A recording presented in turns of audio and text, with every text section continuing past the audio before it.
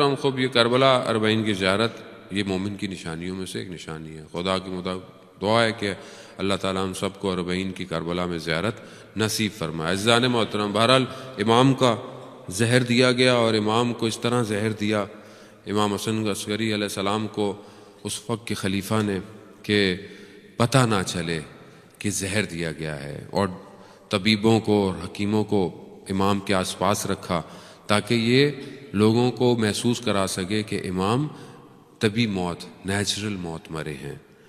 زہر کافی تھا۔ راوی کہتا ہے کہ میں امام کے پاس بیٹھا ہوا تھا، امام نے اپنے خادم کو بلایا، کہا کہ میری فلانی دوا پانی میں گرم کر کر لے کر آؤ۔ وہ لے کر آیا۔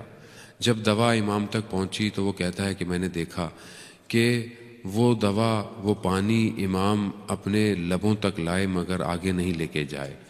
درد کی شدت، زہر کی شدت بڑھتی گئی۔ وہیں امام نے اپنے خادم کو بولا، جاؤ پردے کے پیچھے ایک بچہ ہے جو نماز پڑھ رہا ہے، عبادت کر رہا ہے، اسے بلاؤ کہ ہم نے بلایا۔ وہ کہتا ہے کہ میں گیا، میں نے دیکھا بچہ ایک سجدے میں ہے، اور میں نے سلام کیا، اس نے بچے نے اپنی عبادت کو مختصر کیا، اور میں نے کہا کہ مولا نے آپ کو بلایا ہے۔ وہ بچہ آیا اور امام نے اسے کہا، اے میرے نور فرزند، اے میرے بیٹے، تم ہی میرے امام ہو، تم ہی میرے اگلے نمائندے ہو، تم ہی اللہ کے امام ہو، تم ہی میرے فرزند ہو، تم ہی میرے جانشین ہو۔ اور پھر ہمارے آخری امام نے وہ گلاس اٹھا کر اپنے بابا کے دہان میں وہ پانی پلایا۔ اللہ اکبر۔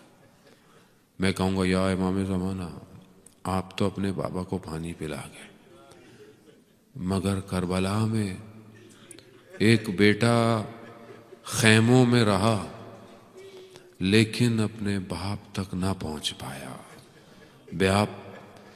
پیاسا جو ہے وہ دنیا سے چلا گیا۔ ہاں مولا، آپ نے اپنے بابا کو پانی پلایا، آپ کے بابا نے آپ کے جو ہے وہ آغوش میں دنیا سے چلے گئے، شہید ہو گئے، آپ نے جنازہ بھی پڑھایا۔ ہاں عزیزان محترم، کافی دن گزر گئے، کئی ہم نے گریہ کیا، مگر میں بس چند منٹ آپ سے چاہوں گا، اور معذرت کہ وقت زیادہ ہو گیا، لیکن اس بچے کا ذکر نہ کریں تو بڑا عجیب سا ہو جائے گا، کیونکہ کل جشن ولادت امام حسن عسکری ہے، تو آئیں آج ان کے بیٹے سے توسل کرتے ہیں۔ ایک بچہ ہے، جب شب عاشوراء سب کو جمع کیا گیا اور سب کے بارے میں بتایا گیا، تو یہ بچہ 13 سال کا کھڑا ہوا، یہ کہتا ہے امام حسین علیہ السلام سے، چچا کیا ہماری باری نہیں آئے گی؟ کیا ہمیں نہیں آئے گا؟ تو وہاں حضرت قاسم سے امام حسین پوچھتے ہیں، بیٹا آپ کے لیے موت کیا ہے؟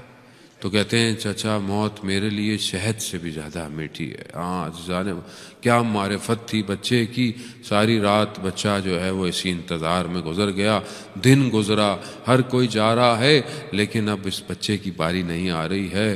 یہ بار بار آتا ہے، جاتا ہے، گویا ایک دفعہ پھر آیا، آخری دفعہ نہ جانے کیا لے کر آیا، اور آ کر اپنے چچا سے کہا، اور راوی کہتا ہے کہ میرے مولا نے حضرت قاسم کو سینے سے لگایا، دونوں نے اتنا گریہ کیا کہ بے ہوش ہو گئے۔ ہاں عزیزان محترم، بھائی کی نشانی تھا۔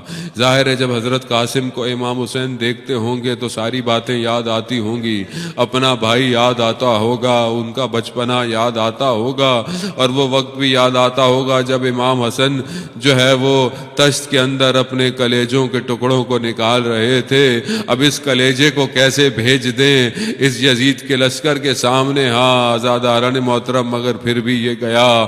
یہ اتنا نازک بچہ تھا کہ ذرا اس کے لباس پر نہیں آتی تھی، اس نے دشمنوں کو واصل کیا، مگر پھر ایک لعین نے اس بنی ہاشم کے چاند کو مرجھا دیا، اور پھر ایسا لگا، اور یہ جب گرا ہے تو اس نے اپنے چچا کو مدد کے لیے پکارا۔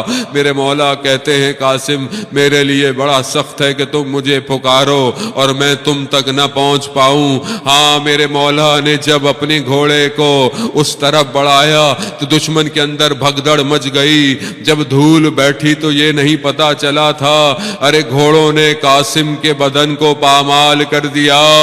میرے مولا نے حضرت قاسم کو اس طرح اٹھایا، مقتل کہتے ہیں کہ حضرت قاسم کے پاؤں زمین کو گھسیٹتے رہے۔